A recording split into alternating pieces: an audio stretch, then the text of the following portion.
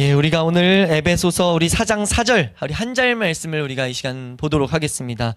우리가 보게 될 이 4절 말씀은 작게는 4절에서 6절로 묶여있는, 이제 하나의 내용을 다루고 있는, 내용입니다. 4절에서 6절에서 무엇을 말하느냐라고 했을 때, 큰 핵심적으로 우리가 2절, 3절을 저번 시간에 살펴봤는데, 그 2절, 3절에서 말했던, 우리 2절, 3절 이렇게만 했죠. 모든 겸손과 온유로 하고, 오래 참음으로 사랑 가운데서 서로 용납하고, 평안에 매는 줄로 성령이 하나 되게 하신 것을 힘써 지켜라 라고 말씀하셨는데, 이것을 왜 지켜야만 하는가, 이걸 왜 지킬 수 있는가에 대한 확실한 충분한 근거를 말하고 있는 것이 4절에서 6절이에요.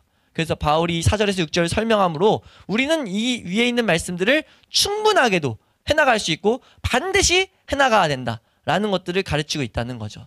그래서 우리가 이 4절에서 6절 말씀을 잘 이해함으로 말미암아 이 내용 안에서 우리로 하여금 이 실천적인 힘들이 계속 공급된다는 것을 우리가 잘 이해하는 것을 넘어서서 경험하는 자리까지 나아갈 수 있는 우리 모두가 될 수 있기를 주의 이름으로 축원합니다. 특별히 이제 4절 말씀에서는 성령님과 성령님의 사역, 성령님이 일을 하시거든요. 그 일을 통해 가지고 교회에 이제 어떤 일들이 일어나는가라고 했을 때 교회는 통일이 일어나요. 성령이 하나 되게 하신다고 말씀하셨잖아요. 계속해서 하나 되게 하십니다. 그 하나 되게 하시는 일들에 대한 근거, 왜 성령님이 일하시면 계속 하나가 될 수밖에 없는가에 대해서 우리는 보게 돼요. 그래서 우리가 이 내용을 잘 이해함으로 말미암아 우리 교회라는, 성도라는 그 하나님의 사람들 안에 어떤 일들이 일어나는지를 우린 정확하게 보고 나아가야 된다는 거죠. 그래야 우리는 우리의 힘으로 일이 이루어지는 것이 아니라 하나님의 은혜로서 이 일이 이루어지는구나 라는 것을 우리가 확신할 수 있게 된다는 겁니다. 그래서 우리가 이제 오늘 4절 말씀을 보도록 할 텐데, 이것을 이제 세 가지 표현, 특이한 중요한 표현이 나오는데 그 표현에 따라서 우리가 이 말씀을 보도록 하겠습니다.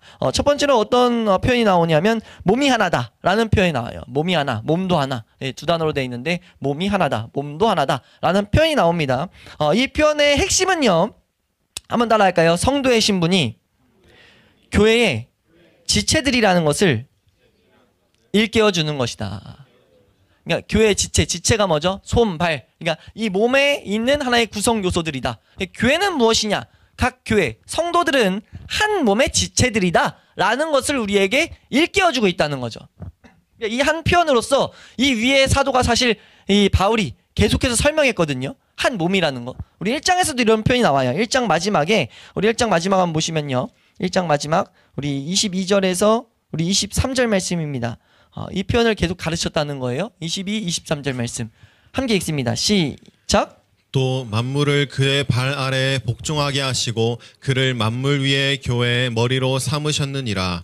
교회는 그의 몸이니 만물 안에서 만물을 충만하게 하시는 이의 충만함이니라. 네, 분명하게 이 몸에 대한 것들, 교회는 몸이다, 한 몸인 걸 알아야 된다라는 걸 가르쳤고, 2장 16절에서도 이 내용이 또 나와요. 2장 16절 말씀 한번 보시면요, 우리가 지금 중요한 가르침들을 주시면서 이 개념을 계속해서 다시 한번 교회들에게 기억하게 하고 있다는 거죠. 우리 2장 16절입니다. 시작. 또 십자가로 이 둘을 한 몸으로 하나님과 화목하게 하려 하심이라.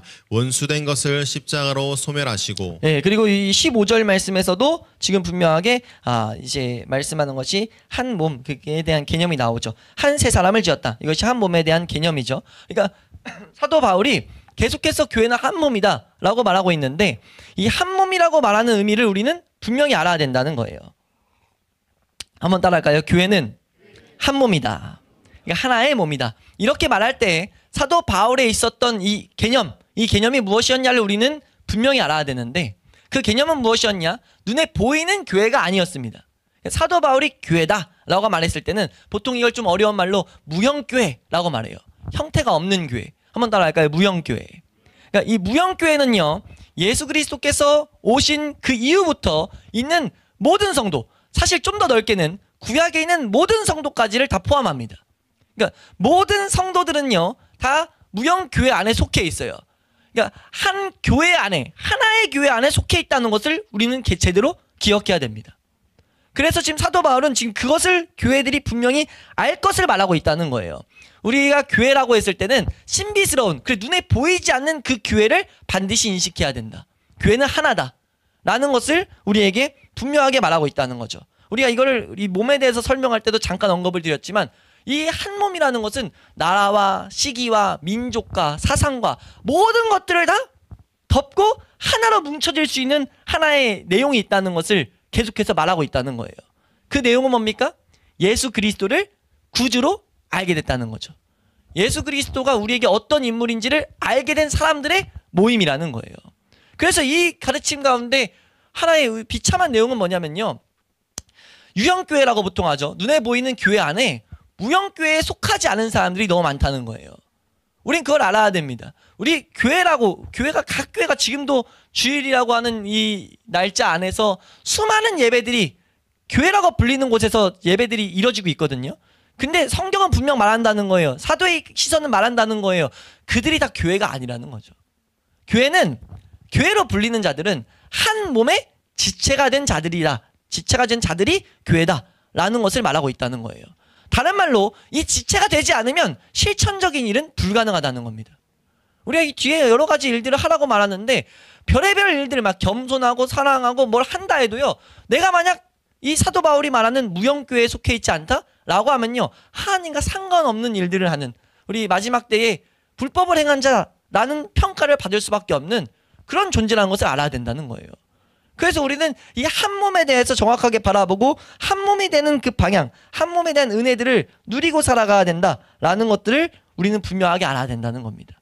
근데 이 점에서 이 4장 4절 이 위치에서 이걸 언급했을 때 우리가 좀 여기서 강조하는 특징이 무엇이냐라고 생각해 볼 수 있는 것은 여러 메시지가 이렇게 있을 수 있겠지만 핵심은 여러 이 지체라는 건 손, 발, 몸에 이제 여러 지체가 있을 수 있잖아요.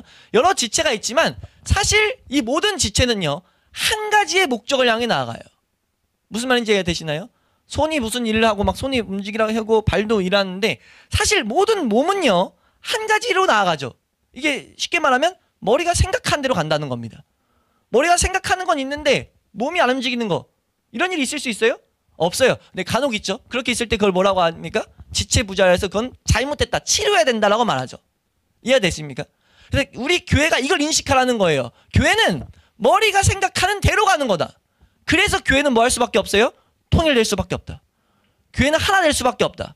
하나 될 수밖에 없음에도 불구하고 만약 교회가 지체인데 따라가고 있다. 머리가 따라가고 있다? 너 그거 문제 있는 거야. 그럼 서로 지체들이 어떻게 합니까? 너 문제 있으니까 손이 만약 머리가 생각한 대로 안 해요. 그럼 손을 어떻게 해요? 손을 잘라버려요?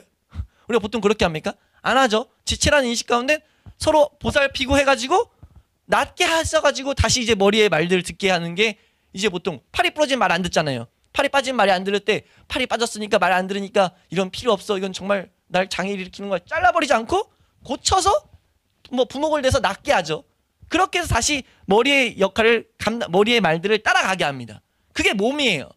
그렇기 때문에 교회는 한 몸이라고 했을 때 반드시 그 머리를 따라가야 된다는 것을 다시 한번 우리 기억하라고 지금 바울은 이 개념을 여기서 등장시키고 있다는 거예요. 그러니까 성령님이 사역하시면 한 몸에 계속 성령님의 사역으로 우리가 한 몸이 되는데 한 몸이 된다면 분열될 수가 없죠. 한 몸을 기억한다면 우리가 한 지체다. 한 몸인 걸 안다면 다른 지체가 잘못됐다고 나가버려. 이렇게 할 수 없다는 거예요. 구원받은 자에게 하나님을 사랑하는 표징들이 있고 하나님의 은혜의 표징들이 있는데 그들이 잠깐 이 세상 악 때문에 잘못된 교회의 참된 목적 예수 그리스도를 향해 나아가는 것에서 문제가 좀 있다 하더라도 그 연약한 성도를 보살펴서 세워주는 게 정상이지 잘라버리지 않는다는 거예요. 그리고 또 개인적으로는 내가 항상 이 머리에 이 식대로 가고 있는가를 돌아보는 점검의 하나의 도구가 된다는 거죠. 그럼으로써 사도는 지금 지체를 통해 가지고 우리가 평안에 매는 줄로 성령이 하나 되게 하신 것을 힘써 보존하는 것, 지키다는 것이 보존한다고 말씀드렸어요. 이걸 향해 나아간다는 것은 당연한 일이라는 겁니다. 이걸 제대로 묵상하고 바라보는 일이 각 성도에게 일어날 때. 그러니까 우리가 이 몸에 대해서 우리가 한 몸의 지체라는 것을 우리가 생각할 수 있는 묵상할 수 있는 그런 성도가 될 수 있기를 주의 이름으로 축원합니다. 두 번째 표현에 대해서 우리가 살펴보면요. 이 부분은 사실 너무 많고 꼭 다뤄야 될 내용들만 추려도 좀 많아서 좀 잘 따라오셔야 되는데요. 우리 한번 따라하겠습니다. 성령도 하나이다. 지금 사도 바울은 말해요. 성령도 한 분이다. 몸도 하나고 성령도 한 분이다 라고 말하고 있어요. 예, 우리가 이 성령도 하나라고 할 때는요, 반드시 먼저 기억해야 될 건, 우리 지금 교회에 대해서 살펴보니까, 교회는요 좀 전에도 언급드렸지만 성령의 사역의 결과예요. 그러니까 삼위 하나님이, 성부 하나님이 계획하셨고, 성자 하나님이 다 모든 걸 이뤄놓으셨고, 성령 하나님이 그것이 사람에게 적용되게 하십니다. 그래서 한 영혼이, 한 사람이 한 몸의 지체가 됐다, 저 참된 무형교회가 됐다 라고 했을 때는요, 성령의 사역의 결과예요. 이걸 우린 분명히 알아야 돼요. 이걸 분명히 알아야 됨에도 불구하고 이걸 무시하면서 교회가 살아갈 수 있다는 것을 우리는 기억해야 됩니다. 성령님이 하나시다 라고 했을 때, 이 성령님께서 교회를 만드시고 교회를 유지시키시고 교회를 부흥케 하시고 교회에 생명을 주시는 이 모든 일들, 교회 안에서 역사하는 모든 일들은 성령의 역사다 라는 것들을 우린 떠올려야 돼요. 그 한 분이 그 일들을 하고 있기 때문에. 성령님은 무엇을 하시는가? 이 교회, 하나님의 뜻을 따라 행하셨던 예수님처럼 하나님의 뜻대로 일하신단 말이에요, 성령님은. 그럼 그 성령님은 어떤 하나님의 뜻이 뭐냐? 교회를, 우리 에베소서에서 말하죠, 성도, 교회, 성도를 부르시고 흠이 없고 거룩하게 만드시는, 그게 하나님 뜻이에요. 교회는 교회는 그런 하나님의 계획에 다 있다는 거죠. 성령님이 그럼 일하셔요. 그럼 당연하게 교회를 위해서 일하시게 된다는 것을 우리 알아야 된다는 거예요. 그래서 사도는 성령이 하나다라고 말할 때, 성령은 오직 한 분이다 라고 말하면서 우리에게 가르친 하나의 개념이, 성령님은 나누어질 수가 없다. 한번 따라가요. 성령님은 나누어질 수 없다. 오직 한 분 성령님이에요. 그리고 성령님은요, 중요한 개념이 인격입니다. 성령님은 인격이에요. 인격이기 때문에 나눠질 수가 없어요. 한 분이 어떻게 나눠집니까? 한 분을 강조했을 땐 나눠질 수 없는 하나라, 유일한 거다라고 말하고 있는 것인데, 우리가 알아야 될 것은, 이 개념에서 하나 알아야 될 것은 수많은 악령들이 있다는 거죠. 악한 영들이 있습니다. 특히 에베소서에서도 그걸 가르치는데, 6장 말씀에 그걸 가르치죠. 6장에서 뭐라고 말하냐면요, 제가 읽어드릴게요. 우리의 씨름은 혈과 육에 대한 것이 아니요 정사와 권세의 이 어둠의 세상 주관자들과 하늘에 있는 악의 영들에 대함이라 라고 말해요. 그러니까 악한 영들이 많다라는 것들을 이 에베소서에서도 가르치고, 사실 신약 성경의 여러 곳에서 악한 영들이 많다라는 개념들을 계속 말합니다. 그러니까 마귀가 있고 마귀에게 속한 수많은 악한 영들이 있다는 것을 성경은 가르쳐요. 근데 이 영들이 영이기 때문에 어떤 액션을 취할 때, 어떤 것들을 행할 때, 특히 교회 안에서 일을 행하게 되면요, 성령님처럼 둔갑해서 계속 등장합니다. 그러니까 이 교회 안에서 착각을 하는 거죠. 악신의 역사를요, 미혹의 영의 역사를 진리의 영이신 오직 유일한 성령의 역사로 착각해버릴 수 있다는 거예요. 그렇기 때문에 우리는 알아야 될 게 무엇이냐? 성령은 한 분이다. 성령은 고유한 인격으로서 그분의 뜻에 따라, 그분 성령님의 의지에 따라 일을 행하시죠. 근데 성령님의 단독적인 의지가 아니라 성부 하나님의 그 의지에 따라서. 그러니까 우리는 그걸 정확하게 유추하고 성령님은 어떻게 일하고 계신지를 충분히 알 수 있습니다. 그리고 이 일은요, 절대적으로 통일돼 있어요. 성령의 사역 때문에 교회가 분열되는 건 있을 수가 없습니다. 근데 이 시대에 성령의 사역 때문에 교회가 분열되죠. 이게 무슨 말이냐면, 교회들마다 특색이 다르다고 보통 말해요. 교회가 어떻게 말하냐면, 이 시대 지금 교회가, 누구는 어떤 데서는 성령의 치유 사역, 어떤 데서는 성령의 귀신 쫓는 사역, 어떤 데서는 성령님이 뭐 위로하는 사역, 어떤 데서는 성령님의 권세를 가지고 하는 사역 해가지고 성령님을 가지고 이제 막 이름을 붙이는데, 교회들마다 다른 것들을 붙잡고 나아가요. 이건요, 사실 뭘 하고 있는 거냐면, 어떤 오류가 있는 거냐면요, 성령님을 인격적으로 대우하고 있지 않는 거예요. 성령님은 반드시 자신의 의지를 가지고 일하시는 분이라는 거죠. 그걸 모르기 때문에 교회들이 어떤 행태로 나아갑니까? 자기들이 어떤 것들을 자기들이 원하는 입맛에 맞춰서 성령 하나님을 딱 정해놔요. 그리고 그 하나님을 구해요. 이건 완전히 성경에서 말하는 한 분이신 성령님을 무시하는 행위라는 거죠. 한번 따라할까요? 성령님은 한 분이시다. 우리가 이 개념을 분명하게 알아야 된다는 겁니다.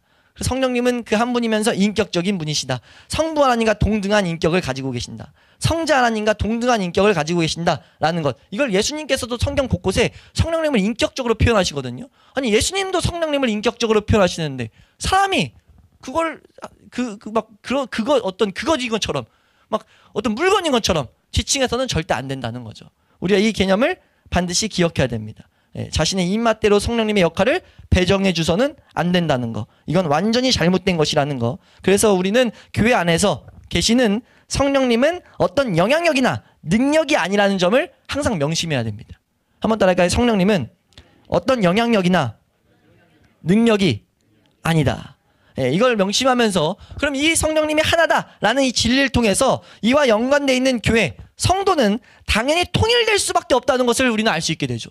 성령님이 한 분이어서 성령님은 그 뜻을 가지고 일하는데 교회가 나뉠 수 있습니까? 성령님을 쫓는다면서 나뉠 수 있어요? 이건 불가능한 거예요. 우리가 이렇게 성령님의 사역을 정확하게 알고 있다면 교회는 통일될 수밖에 없죠. 교회들이 막 많은데 이 교회는 성령이 어떤 거, 이 교회는 성령이 어떤 거, 이건 말도 안 된다는 겁니다. 그 교회는 사실 무형교회에 속해 무형교회의 그 가운데 뭐 하나님의 은혜로 한두 정도가 있을지 모르겠지만 교회 자체가 공동체적으로 잘못 가고 있는 거예요. 그래서 이 바울은 이 에베소 교회에게 편지하면서 우리가 알아야 될 것은 어떤 실천적인 일을 해나가면서 나뉠 수 없어. 우리는 일을 하는데 모양이 다르다고 나뉠 수가 없다. 성령님이 역사하시는 모양이 다르게 보일 수는 있어요. 왜요? 사람이 다르기 때문에. 하나님 백성의 특징이 다르기 때문에. 그 사람에게 맞게 역사하는 모습이 다를 수 있습니다. 근데 그거는 하나님의 주권적인 뜻을 각자에 맞게 성취하기 위해서예요. 그러니까 하나님이 이루시는 한 큰 뜻은 있다는 겁니다. 그 뜻에 맞게 다른 모양으로 나타날 뿐이에요. 그러니까 교회가 나뉠 수 있습니까? 교회는 나뉠 수가 없어요. 교회는 성령님을 쫓는다면서 나뉜다는 건 불가능한 겁니다. 실천적인 어떤 일을 하고 있는데 자신의 입맛 따라 고르지 않는 이상 나뉠 수 없는 거예요. 그렇기 때문에 이 개념을 우리는 반드시 제대로 붙잡아야 된다라는 것. 네. 그래서 성령님께서 역사하시는 이유는 분명하게 명확하다는 것. 그래서 우리는 분명히 알아야 될 게 무엇이냐라고 했을 때 한번 따라할까요? 성령이 하시는 일을 알아야 한다. 네. 성령이 하시는 일을 알아야 된다. 우리의 생각을 따라서 성령님을 이렇게 규정짓는 것은 인격적으로 대화하는 것이 아니다. 성령님은 반드시 자신의 인격으로 자신이 가진 의지로 일을 행하시는데 그 하시는 그 순서가 있다는 것을 우리는 알아야 돼요. 언제나 하나님께서 성령님께서 사람에게 역사하신 순서, 그 역사하신 순서는 무엇이냐라고 했을 때 이 사역을 가장 잘 보여주는 게 2장의 끝부분에서 이제 언급되어 있는 모습이거든요. 우리 한번 보시면요. 21절에서 22절입니다. 분명하게 지금 성령님이 어떤 일을 하시는가, 네, 우리가 그것을 볼 수 있는데요. 우리 2장 21절에서 22절 함께 읽습니다. 시작.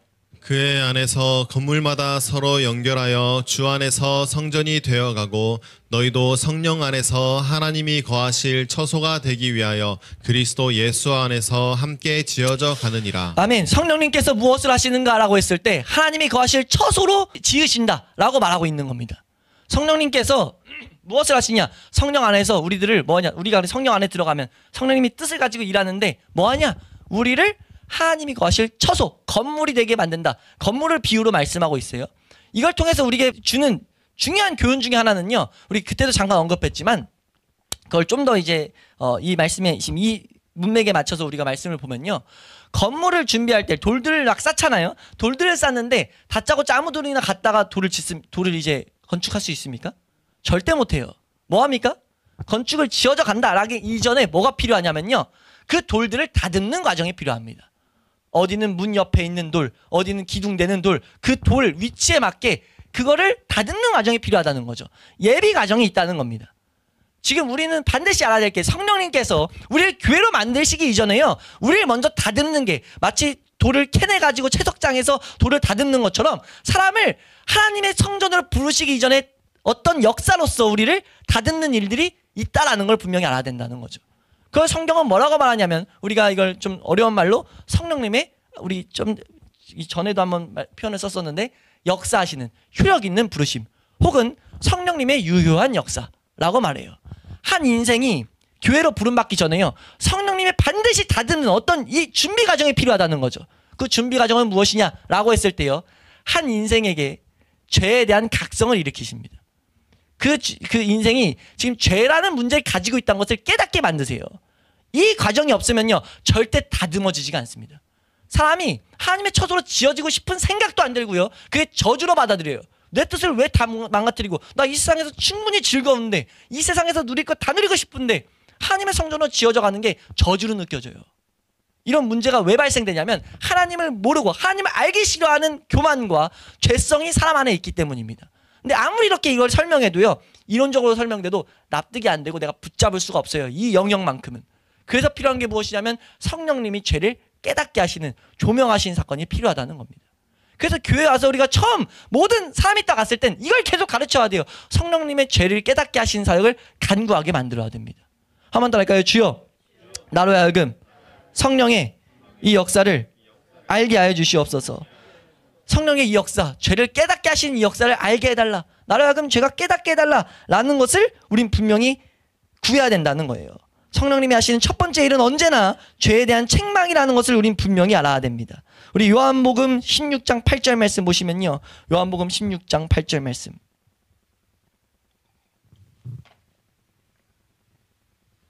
함께 읽습니다. 시작. 그가 와서 죄에 대하여 의에 대하여 심판에 대하여 세상을 책망하시리라. 성령님에 대한 표현이거든요. 성령님이 와가지고 죄에 대해서 의에 대해서 심판에 대해서 책망할 거다라고 말해요. 우리가 알아야 될 것은 모든 사람들은요. 죄가 있는 걸 아는 사람도 있고 모르는 사람도 있어요. 근데 각자의 사람에 맞게 살아가요. 죄를 인식 안 하고 난 충분히 의인이야 라고 하는 것처럼 살아가는 사람도 있고 혹은 죄는 어느 정도 알아요. 알지만 분명한 것은요. 회개하는 자리까지 나아갈 수 없는 상태로 살아갑니다. 사람은 어쩔 수가 없어요. 사람의 본성이에요. 자신의 죄를 덮으려고 하지 드러내려고 하지 않습니다. 그게 사람의 본성인데 성령님이 오셔서 우리에게 역사하실 때 죄를 책망하실 때 우리는 회개할 수 있게 돼요. 이 죄가 처리돼야 된다는 것을 알게 되기 때문인데 그래서 우리가 분명히 알아야 될 것은 교회에 대해서 인식할 때 교회에 어떤 사람들이 와요. 교회에 사람이 와서 하나님에 대해서 기도할 수 있어요. 하나님에 대해서 막 알아가고 싶어 할 수 있습니다. 하나님에 대해서 막 이야기할 수 있어요. 근데요. 하나님에 대해서 깊이 생각하진 않습니다. 내 인생에 깊게 연관돼서 생각하지 않는다는 거죠. 그러니까 성령님이 우리를 사로잡기 전에는요. 절대로 우리는 하나님에 대해서 절대로 한 걸음씩 올바로 나아갈 수가 없어요. 아는 건 좋아요. 날 도와주는 거에 있어서는 좋아요. 하나님 이렇게 공부하는 건 좋아요. 근데 그 하나님이 나의 구주, 나의 주님으로 하나님이 내가 하나님의 처소가 된다? 이런 것들을 받아들이지 않는다는 거죠. 근데 성령님께서 책망하실 때 어떤 은혜가 있는가? 내 속에 타락하고 부패하고 바라지 못하고 왜곡되고 뒤틀린 본성이 있다는 것을 우리는 알게 된다는 겁니다. 그것을 알게 되면서 내가 하나님을 알지 못하고 참으로 하나님을 알지 못하고 있으며 하나님과 반목하는 하나님을 대적하는 상태에 있으며 내 마음 깊은 곳에 하나님에 대한 증오가 있다는 것을 깨닫기 시작한다는 거예요. 청교도들의 가르침입니다. 우리가 성령님의 역사가 있을 때 하나님에 대한 이런 마음이 있다는 것을 발견하게 된다는 거죠. 교회 안에서 몇십 년을 살았든 성령님의 역사가 없으면 하나님에 대한 얘기는 하는데 나 하나님 충분히 알고 있어 라고 말은 하는데 내 안에 있는 본성을 인정하지 않아요. 근데 우리가 신앙생활에 언제나 올바른 첫걸음은요. 내 안에 있는 이 부패를 제대로 인식하면서입니다. 나는 하나님에 대해서 대적하고 있다는 본성을 알면서예요. 그걸 알지 못하면 내 의로 하나님 앞에 뭘 자꾸 드리려고 한다는 것을 알아야 됩니다. 그건 하나님이 받으실 수가 없어요. 누룩이 들어간 건 받을 수가 없습니다. 그래서 하나님께 우리가 이 성령님의 유한 역사에 대해서 수많은 청교도들이 우리 믿음의 선배들이 이거에 대해서 가르치고 있다라는 것. 한 부분만 한번 들어보시면요. 이런 표현을 써요. 한번 들어보세요. 하나님께서 내 생활에 간섭하지 않으셨을 때 성령님의 역사가 아직 없었을 때 나는 하나님에 관해서 이야기하는 것이 즐거웠습니다. 하나님께서 나의 생활을 지배하는 것은 원치 않았으며 하나님께서 나를 인도하는 것도 원치 않았습니다. 이런 상태를 성령님께서 일깨워 주셨다는 것을 발견했다는 거예요. 내가 지금 위선자의 모습으로 있었구나라는 것들을 보게 하셨다는 거죠. 그래서 우리가 그 성령님의 역사가 있을 때 반드시 나타나는 건 우리가 겸손해질 수밖에 없다. 우리가 우리의 교만이 비웃어지게 될 수밖에 없다. 이런 표현을 써요. 내 안에 있는 교만이 정말 진짜 어처구니 없는 거구나. 내가 하나님 앞에 교만이란 건 하나님 내가 충분히 알 수 있고 하나님 앞에 나아갈 수 있고 이런 것들이 정말 말도 안 되는 일이구나 라는 것들을 깨닫게 된다는 거죠. 뭐 했을 때요? 성령님이 역사하시는 그 사역을 한 인생이 정확히 알게 됐을 때 우리가 그것을 이 하나님의 일하심, 성령님의 일하심을 분명하게 알 수 있기를 주의 이름으로 축원합니다. 유영교회에 있는 눈에 보이는 교회 안에 모든 교인들이 만약 이렇게 생각하고 말한다면요. 교회 안에 문제가 있을 수가 없어요. 성령의 역사, 이 역사, 첫 번째 역사를 다 가지고 있다면요. 교회는 절대 문제가 생길 수가 없습니다. 겸손하게 살아가니까. 교회가 왜 문제가 있습니까? 아직 성령님의 이 사역을 우리가 누리지 못하던가 이 사역에서 벗어나고자 한다는 거죠. 성령님은 첫 번째 하신 일을 계속해서 해나가시는데 그 사역을 우리가 계속 거부한다는 거예요. 성령님이 죄를 조명하실 때 그걸 거부하는 것이 왜 있냐? 정확하게 이 사역을 우리가 이해하지 못할 때 성령님이 하신 일이라고 이해하지 못할 때 우리는 그런 오류에 잘못된 길로 빠질 수가 있다라는 것. 그래서 우리가 알아야 될 건 성령님께서는 실패와 죄악과 수치와 절망과 무기력한 가운데서 통일을 이루어내신다. 우리 한번 따라할까요? 성령께서는 실패와 수치와 죄악과 절망과 무기력한 가운데서 통일을 이루어내신다. 그러니까 교회가 하나 되지 못하는 것은 죄를 깨닫고 있지 못하는 것이다 라는 것을 우리가 분명히 이해함으로써 우리가 첫째 필요한 일이 우리가 낮아져야 되고 우리를 부끄러운 존재로 인식해야 되며 우리가 아무것도 아니라는 것을 아는 일, 이거는 성령님께서 우리 가운데 역사하시는 첫 번째 사역이다 라는 것을 우리가 분명히 해놓을 수 있기를 주 이름으로 축원합니다. 그 다음 단계가 무엇이냐, 성령님은 어떤 일을 하시는가 라고 했을 때 살리신가 중생이에요. 우리를 살리시고 우리를 거듭나게 하시죠. 이 일이 이제 죄를 깨닫게 하는 자들에게 일어나는, 어떻게 보면 거의 시간상 순서는 우리가 잘 기억해야 되지만 시간상엔 차이가 없을 수 있는, 동시에 일어날 수 있는 중요한 사역 중에 하나입니다. 성령님이 죄를 정말 성령의 역사로 깨닫는 자들에게 살리신가 중생의 역사를 이루세요. 그래서 우리에게 생명을 갖게 하시죠.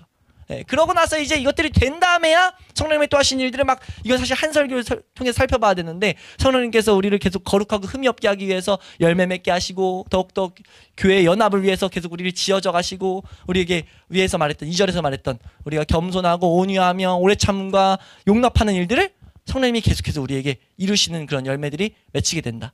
근데 이거는 가장 중요한 건 첫 번째와 두 번째 일들을 우리가 정확하게 이해하고 여기서 벗어나지 않는 일이다 라는 것들을 우리가 제대로 기억할 수 있기를 축원합니다. 그러니까 이거를 우리가 기억했을 때 교회는 절대로 나뉠 수가 없다라는 것. 가장 기초되는 성령의 사역, 이것이 이루어지지 않고 그 뒤에 있는 하나 되게 하신 일이나 그 어떤 열매들은 있을 수가 없다라는 것. 그것이 그러니까 우리가 이해했을 때 그리스도인의 기초고 교회의 통일의 기초다. 이 의식이 없을 때 이렇게 청교도들이 진단해요. 이 의식, 이것이 교회의 연합의 기초고 통일의 기초인데 이 의식이 결여될 때요, 교회는 반드시 분열된다. 성령님께서 죄를 깨닫게 하신 역사에 대한 이 기초적인 것을 우리가 안 갖고 있을 때 교회는 나뉠 수밖에 없다라는 것. 이것이 없이는 성화가 실천적인 삶은 없다는 것을 우리가 분명히 알 수 있기를 주의 이름으로 축원합니다. 세 번째 표현입니다. 세 번째 표현은요, 한번 따라할까요? 부르심의 한 소망. 이렇게 말하고 있어요. 4절 말씀에 몸도 하나요 성령도 한 분이시다. 그러면서 이와 같이 라고 말하는데, 이거는 이거에 따라서, 몸도 하나고 성령이 하나인 것에 따라서 이런 이렇게 이어주는 그런 단어인데요. 이와 같이 너희가 부르심의 한 소망 안에서 부르심을 받았다라는 것을 가르치고 있어요. 그러니까 사도 바울이 몸이 하나다, 성령도 하나다 라고 말하고 나서 지금 전개시켜서 지금 이와 같이 너희가 부르심의 한 소망 안에서 부르심을 입었다라고 말하는 것. 이렇게 말하는 데는요, 필연적인, 이렇게 말할 수밖에 없는 두 가지의 큰 이유가 있습니다. 첫 번째는 무엇이냐면요, 성령님이 그리스도인들 안에서 왜 역사하시는가, 그 왜 역사하시는지를 깨달아야 된다는 거죠. 성령님이 우리 가운데 역사하세요. 몸이 하나가 되게 하세요. 한 분이신 그분이 몸이 하나가 되게 하세요. 왜 역사하세요? 라고 했을 때 그 이유는 한 소망 안에서 부르심을 갖게 하기 위해서. 그러니까 부르심은 한 소망을 갖게 한다. 하나의 소망으로 모든 성도들이 삶을 살아가게 하기 위해서. 이 세상에서 소망이 다 다르잖아요. 목표가 다르다고요. 사람들마다 이 세상 살아갈 때는요, 그걸 고린도전서 12장 2절에서는 말 못하는 우상이 끄는 그대로 끌려가고 있다라고 하고 있는데, 목적이 달라요. 소망이 달라요. 근데요, 성령님의 역사가 딱 이루어지는 순간, 이렇게 이거에 따르게 되는 순간 모든 성도는요, 그 부르심의 역사에 따라서 한 소망을 갖게 된다는 거죠. 하나의 소망을 갖게 된다는 것을 우리는 분명히 알아야 된다는 겁니다. 그러니까 이걸 통해서 어떤 목표가 있냐, 교회 자체가 되는 게 한 목표가 아니라는 거죠. 그러니까 교회를 이루셨어요. 그게 끈이 아니라 교회를 통해서 소망을 갖게 한다는 거죠. 그 최종 목표는 무엇이냐라고 했을 때 이렇게 말합니다. 교회는 몸이며 하나님께서 그리스도를 통하여 성령에 의해서 모든 죄악으로부터 떠난 회복된 영광스러운 세계에서 살게 하려고 사용하시는 도구다라고 말해요. 그게 뭐냐면 교회다. 교회는 그러니까 모든 죄악으로부터 떠난 회복된 영광스러운 세계가 올 건데 그 세계에서 살게 하려고 사용하시는 하나님의 도구다. 그게 교회다 라고 말해요. 그럼 목적이 무엇이라는 거죠? 그 모든 것은 그 최후의 영광과 그리스도의 최종적 임재와 그의 영원토록 영원한 왕국을 건설하는 일에 도달하도록 계획되어 있는 것이다 라고 우리는 이 성경적 가르침을, 성경의 메시지를 분명히 알아야 된다는 겁니다. 다시 한번 말해서요, 마지막 때는 오고 그때 반드시 하나님의 나라가 도래할 건데 그 나라에 대한 소망을 품게 하기 위해서 교회로서 하나님 부르신다는 거죠. 그러니까 참 교회가 불러졌다면 그 교회는요, 부르심 안에서 뭐 해야 되냐, 한 소망으로 나아가야 돼요. 이 소망에서 이탈돼서 안 된다는 겁니다. 우리가 이 개념을 분명하게 알아야 된다는 거죠. 그래서 우리가 첫 번째 알아야 될, 성령님께서 이 순서에 따라 말한 이유는, 사도 바울이 이 순서에 따라 말한 이유는 한번 따라 할까요? 교회는 반드시 한 소망으로 나아가야 된다. 교회는 반드시 한 소망으로 나아가야 된다라는 것들을 우리는 알아야 된다는 거예요. 그리고 두 번째로 이 순서에 따라 우리가 말한 이유의 두 번째 이유는요. 성령님께서 하시는 일에 또 한 가지 별개의 사역이 있다. 그러니까 가장 교회에 중점적으로 일하시는 일은 죄를 깨닫게 하시고 우리로 하여금 중생의 역사를 이루게 하시고 더욱더 교회에 연합되게 하시고 그러니까 교회로서 살아가게 하신다는 거죠. 근데 그 외에 한 가지 성령님의 사역이 있는데 그 사역은 무엇이냐라고 했을 때 위에 우리 1장에서도 말했어요. 1장 13, 14절에서 말했는데요. 한 말씀 보겠습니다. 13, 14절 말씀. 성령님의 특별한 사역입니다. 13, 14절 시작. 그 안에서 너희도 진리의 말씀 곧 너희의 구원의 복음을 듣고 그 안에서 또한 믿어 약속의 성령으로 인치심을 받았으니 이는 우리 기업의 보증이 되사 그 얻으신 것을 속량하시고 그의 영광을 찬송하게 하려 하심이라. 아멘. 우리가 이거 1장 13, 14절 강의할 때 말씀을 봤는데요. 성령님께서 무엇을 하시는가? 인치심과 보증의 사역이 있다. 성령님은 인치시고 보증하신다. 이게 지금 무슨 말이냐? 오늘 이 사도 바울이 4장 4절에 몸이 하나고 성령도 한 분이시다 라는 성령의 사역을 따라 열심히 걸어가다 보면 우리에게 성령님의 어떤 사역이 나타나는가 라고 했을 때 성령님이 우리를 인치시고 우리에게 보증되신다. 뭐에 있어서요? 이 한 소망에 있어서. 장차올 그 영원한 나라에 그 영원한 나라 너희에게 있어. 안 보이잖아요. 안 보이는데 어떻게 알아요? 안 보이는 걸 어떻게 우리가 그걸 붙잡을 수 있습니까? 성령님이 사역하신다는 거죠. 뭐 할 때요? 우리가 한 몸으로서 살아가 다른 박질할 때 우리가 한 성령님의 그 사역 안에서 있을 때 우리는 성령님의 보증을 받게 된다는 겁니다. 장차올 그 나라가 있다라는 것. 그리고 그 인치심을 받게 된다는 거죠. 도장 찍어서 계약은 성립돼 있어. 이건 너희 것이야 라고 하는데 이게 인치심의 표현이고 보증일 때 이런 표현을 썼어요. 보증은 여기서 말하는 보증은 그때 그때 어떤 우리가 받아야 될 것의 일부를 받게 되는 것. 우리가 어떤 계약을 해요. 계약을 하고 나서 어떤 것을 갖기로 해요. 그걸 갖게 하기 위해서 이거 너희 거야 라는 것을 확신시켜주기 위해서 일부를 준다는 거죠. 우리가 이 세상 살아가는 동안 영원한 그 나라에 있어서 누릴 것들의 일부를 이 세상에 받게 만드신다는 겁니다.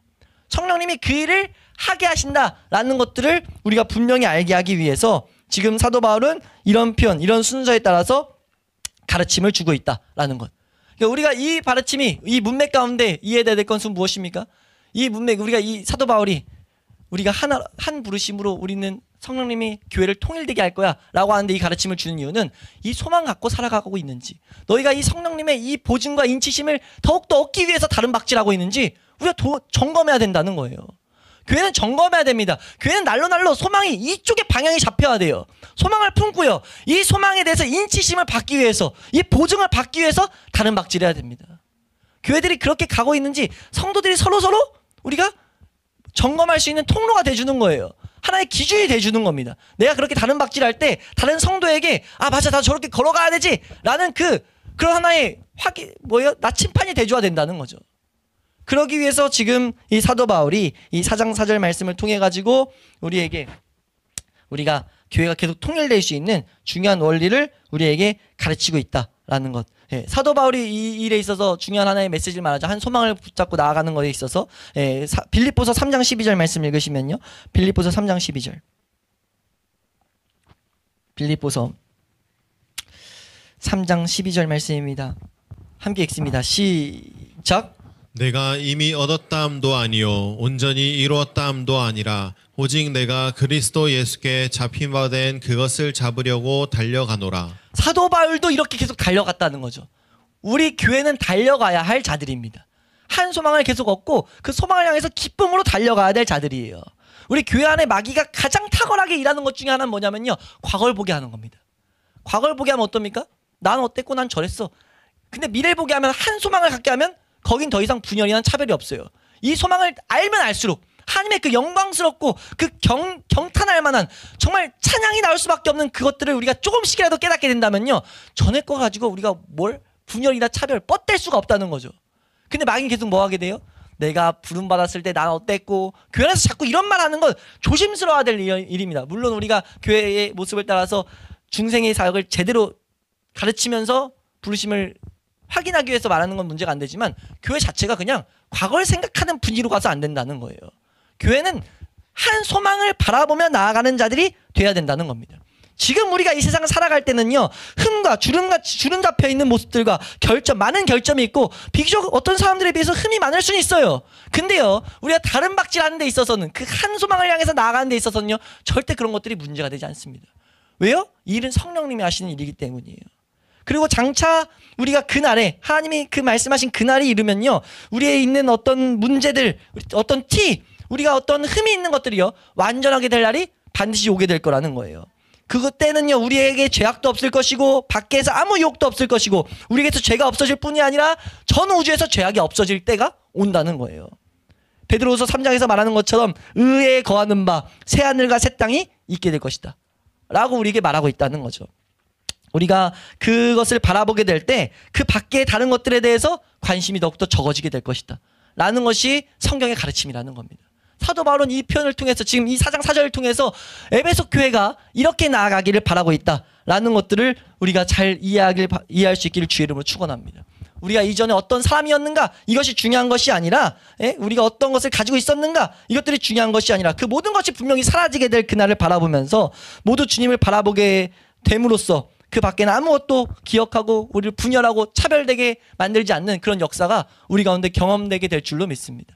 우리가 그런 열매를 거두면서 살아가는 교회가 될 수 있기를 주의 이름으로 축원합니다.